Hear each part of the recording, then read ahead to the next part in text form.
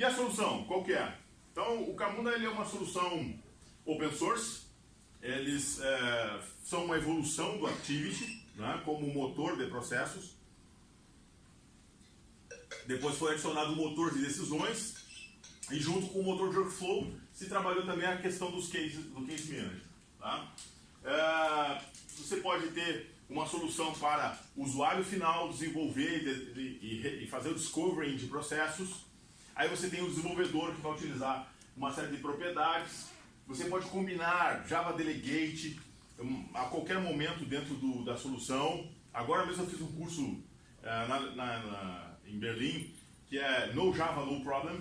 Né? É um curso especificamente para você fazer tudo o que você faz com Java, mas sem Java. Não utilizando JavaScript puro. Então se você não quer mais trabalhar com Java, uma linguagem orientada a objeto, quer trabalhar mais com linguagens orientadas mais funcionais, não tem problema, tá? No Java, no problem. Pode combinar uma série de outras linguagens junto. Tá? Eu particularmente prefiro trabalhar com JavaScript, né? Porque é mais simples, já dá manutenção e tudo mais. Então, a arquitetura é toda aberta para formulários. Tá? Uma das coisas também que não vai ter no Camunda é ferramenta de desenvolvimento de formulários. Os caras poderiam ter feito já há muito tempo, mas não vai ter. Tá? Porque você faz a sua user experience como você quiser. Você vai utilizar lá Angular, né, o que você quiser para a linguagem de... porque tem uma API muito boa de workflow.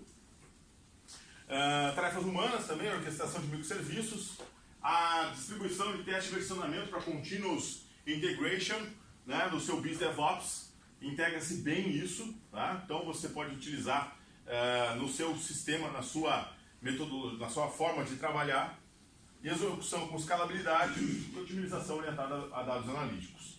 Possui uma solução Optimize. Então essa aqui é a solução do Camunda. Então ele tem um modelador.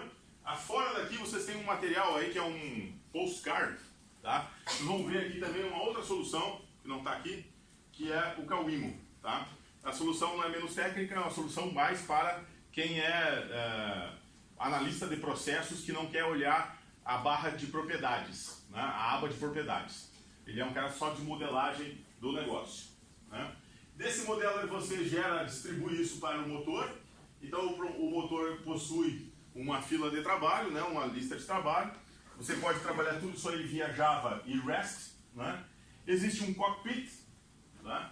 Que é onde realmente é o grande diferencial da solução, aonde você vai administrar problemas. Você vai diagnosticar onde tem problemas, investigar esses problemas e resolver problemas. Levar em consideração que você vai ter problemas. Né? Processos que não se conectaram, serviços. Um admin para você administrar lá usuários, ligar o DAP. E junto a isso, existe uma solução, né? Que a solução persiste tudo num banco de dados SQL. O SQL que você quiser, Oracle, MySQL e tudo mais. E ele leva os dados históricos para o Elasticsearch. E o Elasticsearch, você pode fazer um analítico desses processos. Tá? Então você não precisa ficar preocupado em ficar capturando métrica, né? E ele automaticamente já leva isso para o Elasticsearch. Aí tem uma solução para você analisar isso, que é o Optimize. Tá? Aqui na minha camiseta tem o Zib. Tá? Zib será a próxima versão do Camunda. Tá? Ele já está ainda, ele não está em produção ainda. A versão do Zib é uma versão completamente reescrita que não tem banco de dados SQL. Não há persistência do banco de dados. Tá? Ele é uma solução que vai rodar BPMN, ainda já roda já.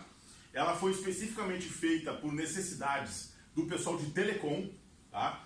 E com problemas de escalabilidade, porque o banco de dados SQL ele é realmente o maior gargalo de aplicações, tá? Eles fixaram isso em acabar com um banco de dados. Isso tem uma certa inspiração em Kafka, tem uma certa inspiração em uma série de outras tecnologias que não usam banco de dados. Ok? O que está em verde é o que é community, né? Então, a gente tem muitos clientes não são clientes ainda, né? Muitos usuários no Brasil utilizando a versão Community. Você pode rodar a versão Community à vontade, ela pode ser rodada em produção, não há qualquer limitação, é Apache License, usem à vontade, não tem problema. Eu só não posso trabalhar em clientes que são Community Edition, e também você não tem suporte, aquela história toda, né? Você não tem suporte, não tem correções dentro da versão, você não tem acesso às versões mais novas dentro de 6 meses. Mas o que eu acho mais interessante desses caras da Alemanha, eles têm uma entrega 6 meses, a cada 6 meses uma entrega. A cada 6 meses uma entrega consistente. Então eles fazem entregas a cada 6 meses muito consistentes. E depois, a versão Enterprise tem praticamente a parte do Cockpit e do Optimize, que são as partes mais features que são somente nessa versão aí. Ok? Então aqui você pode fazer o download. E aqui então a solução de modelagem completamente feita em JavaScript, tá? Aqui o servidor. Esse aqui é o Cockpit, né? E onde você entra para ver as versões rodando, né? E aqui a fila de trabalho já está até traduzido também. E aqui o admin, que são as 3 soluções, ok? Então, o que eu vou mostrar aqui? É a construção de um processo, tá? De uma fintech. Essa fintech foi um banco real, tá? Que eu fiz uma prova de conceito, tá? De 2 dias lá. E eu utilizei isso não pensando numa versão old school aí de BPMS, né? Aquelas que trabalham com diagramas muito simples. Mas sim uma visão... ao invés de utilizar o low code ou zero code, mas sim numa versão developer friendly. Então, basicamente pensando num esquadrão aí de pessoas, né? Você tem aí o usuário de negócio, o desenvolvedor, né? Então, muitas soluções dizem, você não precisa do desenvolvedor. Aqui precisa, tá? Você tem um operador que vai ver como é que isso está rodando, tem o usuário de negócio, você tem outras aplicações que estão conectadas e o Process Owner, que é o dono de processo. Então, pegando lá uma solução de negócio banco, tá? Todo banco faz o quê? Prospecta clientes, faz uma solicitação de crédito e depois faz uma concessão desse crédito e até liquidar esse crédito. Então, separando aí processos ponta a ponta dentro de uma cadeia de valor do banco, pensando só nesse processo aqui da solicitação e concessão do crédito. Eu tenho que analisar a proposta, aprovar o crédito e formalizar esse crédito. Então, e aqui eu tenho uma exceção, que é o crédito não concedido. Então, eu posso modelar isso dessa forma. Então, eu tenho lá em cima lá um processo ponta a ponta, que é uma visão mais alto nível, que é o meu orquestrador de um processo de ponta a ponta. Como a gente está pensando aqui em não reinventar a roda, que é esse paper que eu traduzi aí, que fala bastante sobre isso, né? Não reinvente a roda, utilize soluções que já estão prontas para isso, né? Então, esse processo ponta a ponta será o grande orquestrador de outros processos. E aí é uma visão bem de negócio. E esse outro processo aqui, ele vai acessar serviços, vai fazer algumas outras coisas e vai combinar também algumas tabelas de decisão aí, com alguns formulários, tá? Então, a primeira abordagem para isso é a abordagem do analista de negócio, que vai ter uma visão bem mais alto nível disso. Ele pode trabalhar nessa ferramenta que é o mesmo modelador, só que com um dicionário de dados próprio. Esse aqui tem dicionário na nuvem. E aí ele vai poder colaborar com as pessoas e também poder navegar entre os diagramas. E aí ele pode começar a desenvolver aqui. Essa ferramenta já é de propósito, não tem a barra de propriedades. Porque ele não é o desenvolvedor, ele é o cara analista de negócio mesmo. Então ele tem que conhecer de BPMN. Nesse ponto também, é importante você levar para o usuário de negócio também as regras de negócio. Tá? Deixar bem claro esse requisito, bem firme esse requisito. Então ele pode desenvolver isso tanto em tabelas de decisão como em diagramas de decisão mais alto nível, um behavior score, um credit score. Então ele pode desenvolver diagramas mais alto nível e ter uma documentação. E o mais interessante, né? Você não tem aquela coisa que você gera para levantar requisito, para gerar documentação, para depois codificar. O que você modificou é o código já, que você vai já executar. Então, esse momento aqui entra do desenvolvedor, que ele vai trabalhar a parte de ferramenta, que é a ferramenta de modelagem, e ele começa já a fazer uma conexão. E esse processo aqui vai se chamar um outro processo, então ele vai começar a trabalhar com a barra de propriedades, e aí daí para frente começar a já colocar mais código. Nesse ponto aqui, que é o tema que nós vamos trabalhar aqui, é a questão do serviço. A gente pode trabalhar com uma visão mais tradicional do serviço. A visão de Request Response, né? Onde você vai chamar o serviço e esperar ele por uma resposta. Já trabalhei com servidores mais antigos, que você setava lá o timeout, e o timeout era todo do servidor inteiro. Você não conseguia setar timeout por serviço. E aí o que acontecia? Você arrumava de um lado e estragava de outro. Quem já não passou por isso, né? E aí aquele servidor era todo ele parametrizado com únicos parâmetros de timeout. Então aqui você tem lá um acesso a um serviço, né? As vantagens disso, né? É o tradicional, né? Onde você vai buscar, é uma forma mais simples, busca de forma síncrona as coisas, e ele leva em consideração umas coisas bem mais otimistas, né? Ele tem uma visão bastante otimista daquilo que você está executando. Se a coisa é síncrona, né?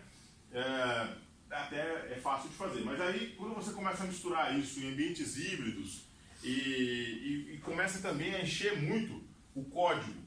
Então aqui você tem um serviço, né? E esse serviço você faz ele, a ligação dele via propriedades. Então ele é bem simples, e aí você faz alguma transformação de JavaScript ali para passar os parâmetros e tal, vai monta o endpoint a partir de uma concatenação e a coisa foi, está implementado e seguir em frente. Então, uma desvantagem disso é que isso aqui gera um código dentro do código do metadado do BPMN. Tá? Então você leva junto com o BPMN todas as definições de endpoint, aí você tem que fazer aquele monte de coisa lá para saber endereços de endpoints que são variáveis e tal, e isso tem que colocar toda uma lógica dentro da versão do processo que você está levando. E isso dificulta bastante porque você está colocando tudo dentro de um único entregável, uma única versão daquele entregável. Mas é uma solução que facilita bastante. A outra é a solução que agora a versão 7.9 do Camunda já suportava isso, tá? Ela já rodava isso, mas realmente chegou a, dizer assim, chegou às ganhas mesmo nessa versão 7.9, aonde você consegue trabalhar com external tasks, tá? Então aqui você tem um pool de conexões que ele trabalha de forma síncrona e ele completa isso e o servidor espera esse pool acontecer e aí de uma forma menos síncrona. Então ele leva em consideração que você pode ter um serviço lá que ele leva muito mais tempo para você executar. Então hoje eu precisava muito disso aí, no que eu estou fazendo aí, principalmente em processamento de imagem. A Sony trabalha com essa solução da Camunda e ela leva, sei lá, muito tempo para processar um vídeo, né? Então é muito importante você trabalhar dessa forma. Quando você trabalha com workers, então você tem lá uma série de vantagens, né? A principal vantagem que eu vejo aqui é que você consegue separar o código fora, tá? Então já tem algumas coisas out of box em Java, em Node, que você faz tudo isso fora e dentro do processo, então, você somente bota lá um tópico. Você simplesmente coloca esse tópico e esse tópico é o que roda. Certo? Então eu vou fazer aqui uma demonstração das duas situações. Aqui dentro então eu tenho o cockpit. Então essa aqui está muito pequeno o fonte, não? Tem que trocar? Quer dar um Ctrl mais ali talvez? Sim. Melhor? Vocês querem que eu desligue a luz, pessoal, talvez? Vamos fazer um teste aí, ver se Facilita. Então, aqui dentro eu tenho então, o cockpit, e aqui eu tenho o processo aquele ponta a ponta, né? Esse processo ponta a ponta, ele está lá, ele tem 5 instâncias rodando, né? E essas 5 instâncias estão paradas ali naquele ponto que está aqui, certo? Outro processo também, que é o que ele chama aqui, é esse que analisa a proposta, né? Então esse que analisa a proposta, eu já tenho aqui, ó, 2 instâncias que estão paradas nesse ponto e uma instância que está parada nesse ponto, certo? A solução, ela tem um controle de versão muito bem resolvido, tá? Então eu vou tirar fora aqui a solução que tem o task, a tarefa externa, e ainda tenho 7 versões, 7 instâncias rodando, tá? Aqui agora tem 2, tá? Essas últimas 2 estão aqui no final do processo, então eu vou criar mais tarefas aqui. Então nesse ponto aqui, eu vou iniciar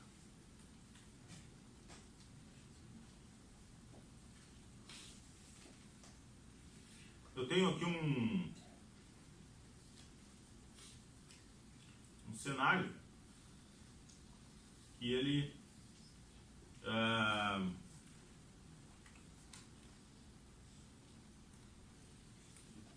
então aqui, vou pegar esse cenário aqui, ele cria 5 instâncias, tá? E eu peguei lá alguns CNPJs que são válidos, outros que não são válidos, e vou fazer um for ali e iniciar a instância, né? Então ele pega aqui, ele monta um payload muito simples, tá? Seria o payload que eu executaria lá na solução, e ele vai lá e vai iniciar, né? Então eu tenho aqui a definição do processo, e ele vai dar um start nesse processo.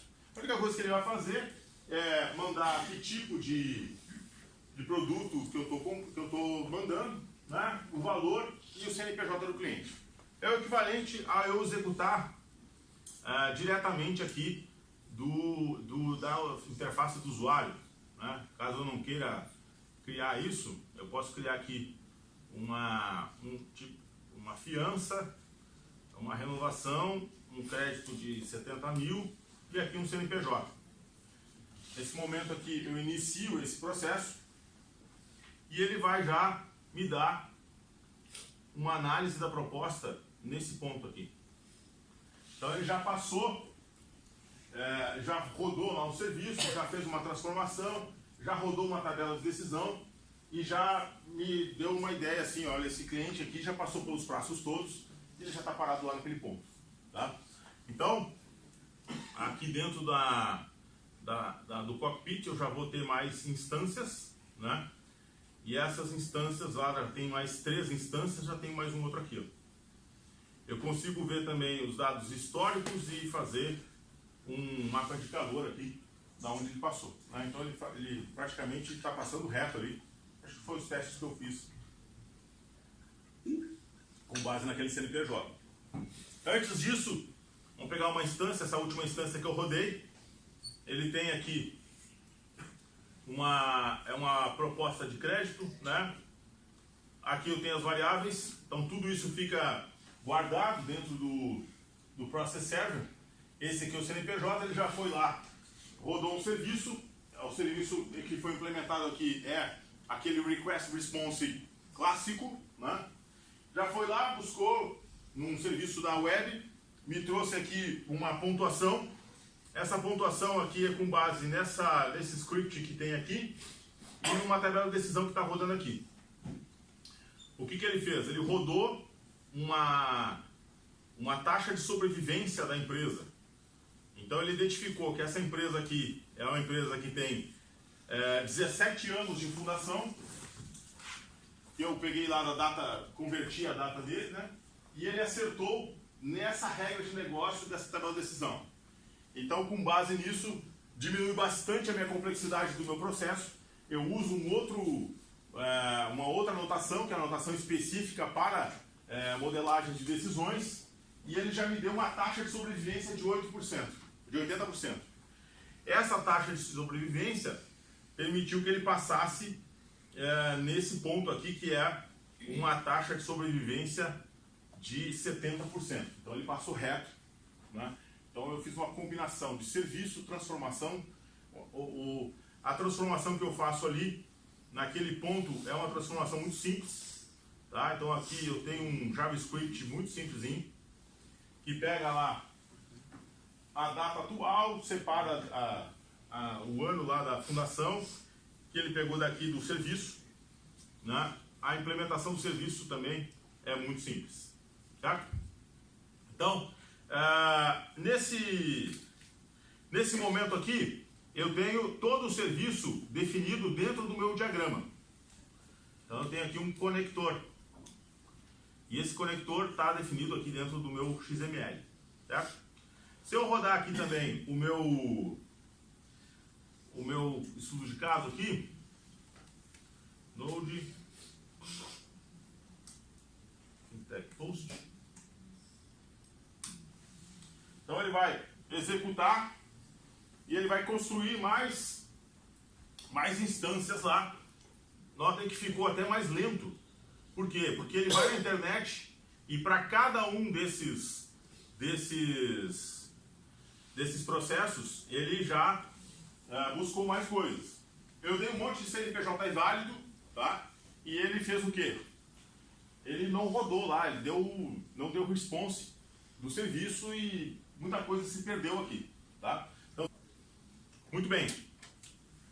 Então esse ponto aqui é o ponto onde eu estou, voltando aqui na apresentação, eu estou trabalhando com o tradicional, né, requisição-resposta.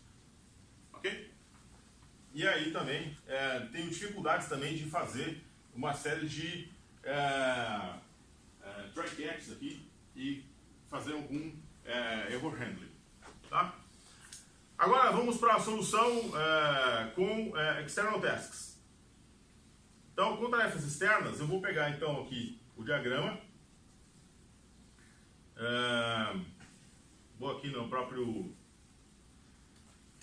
Esse aqui é a solução com external tasks. A única coisa que eu faço aqui é dizer que ao invés de conector, eu estou usando external, e essa aqui é o tópico, buscar dados do cliente. É o tópico que eu estou assinando, certo? Com esse tópico, então eu vou agora, então fica muito transparente para o desenho. Vou dar um deploy direto da ferramenta aqui mesmo. Essa aqui é o worker. Worker hook. Dou um deploy. Ops, tem 2 deploys. Então agora eu tenho lá nos meus deployments o worker hook, tá? Então já tem até uma versão 3 aí, né? E esse processo então ele está lá distribuído no servidor. Agora ele trabalha com exceção também aqui nesse ponto aqui, certo? Então se eu for rodar novamente aqui o meu plano de testes, Fintech Post, ele vai lá, nota que ele rodou muito mais rápido, tá? Ele nem esperou por esses processos rodarem. Mas se eu voltar aqui para o meu processo, eu vou notar que tem 6 agora nesse ponto aqui. 6 nesse ponto. Por quê? Porque eu não subi o meu worker. Meu worker está fora do ar. Por quê? Ele deixa para resolver isso fora do Camunda. Então ele cria filas, e eles criaram uns componentes muito legais de enfileiramento, e você consegue trabalhar essa fila. Existem uma documentação muito legal de como você vai trabalhar essa fila do worker. Tá? E aí você está parado aqui. Se eu subir o meu worker, que é uma coisa bem simplesinha, que está aqui, o meu worker está aqui na apresentação. Tá? Uma coisa bem simplesinha, ele vai subir e vai tratar aquela fila. Então, vamos lá. Node Fintech Worker. tá? Ele vai subir, ó, ele já entendeu e já resolveu aqueles CNPJs que estavam lá, e ele coloca agora mais no pooling, mais coisas ficando no pooling. Esse pooling eu posso trabalhar ele de quanto tempo eu quiser. Então é totalmente parametrizável o quanto eu vou deixar esse pooling de forma a latência dele, o quanto eu quiser. Então se eu for aqui rodar mais uma instância direto aqui da ferramenta, lá do meu task list, vou dar mais um storage process aqui, e vou colocar aqui um valor de 30 mil, e vou colocar esse CNPJ aqui. O meu worker lá já pegou ele, ó, e ele já deu um handler, tá? Ele já me deu um caminho de exceção. Então eu também consigo, de forma de programação, dizer quais caminhos de exceção eu quero que ele vá pelo diagrama. E eu aciono esses caminhos de exceção. Então aqui dentro do meu diagrama eu tenho esse caminho de exceção aqui, ó, que é o CNPJ inválido. Então lá dentro do meu worker eu trabalho esse CNPJ inválido lá dentro. Está aqui, ó. E aí eu aciono o CNPJ inválido que eu identifiquei lá, que é uma das coisas que eu entendi como inválido. E aí ele sai para uma rota de exceção. Então aqui meu processo, provavelmente, ele já saiu por alguns caminhos de exceção aqui dentro. Ó, tem 12 e ele já caiu. Desses 12, 2 foram para lá, que estavam represados aqui, 2 foram para cá e 3 caíram em exceção. Tá? E aí eu vou trabalhando todas essas questões de fila de trabalho aqui no task list, ou, claro, ninguém vai trabalhar com isso aqui para o cliente, né?